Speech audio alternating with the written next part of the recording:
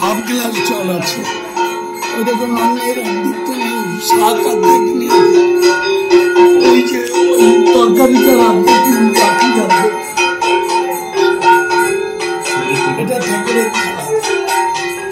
জলের ডাবের জল দেওয়া হয়েছে, জাস্ট একটু ভেঙে গেছে।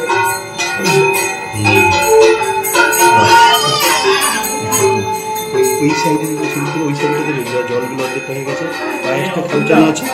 শোভা বলছিল যে ঠাকুর এখানে ভোগ করে, সেটাই তো দর্শন হয়।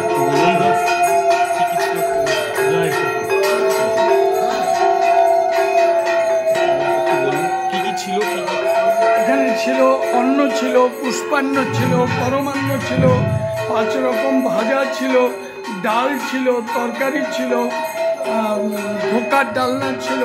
দেখুন একটা ধোকা নেই। পায়েসের মানে পরমান্নের অর্ধেক বাটি আছে, অর্ধেক নেই।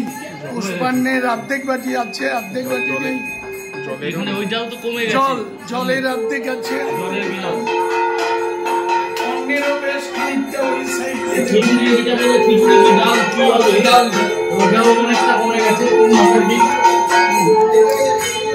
মন্দিরের প্রথম দেখুন দরজা জানলা নেই, একটাই দরজা বন্ধ করেছিল।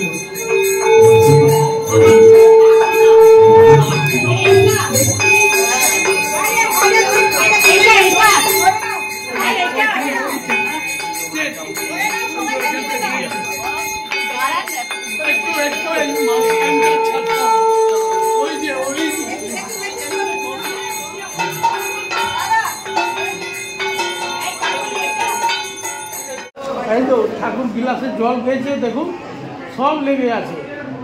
খিচুড়ি খেয়েছে, ধোকা খেয়েছে, পুষ্পান্ন খেয়েছে, অন্ন খেয়েছে, পায়েস খেয়েছে, দেখুন সবই খেয়েছে ঠাকুর।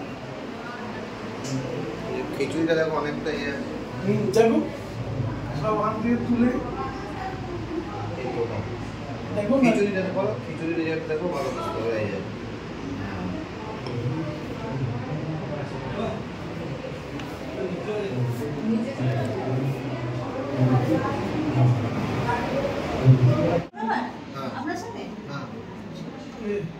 সাধারণ পাবলিককে দাদা এই ভোগের ছবি তুলতে না পারে।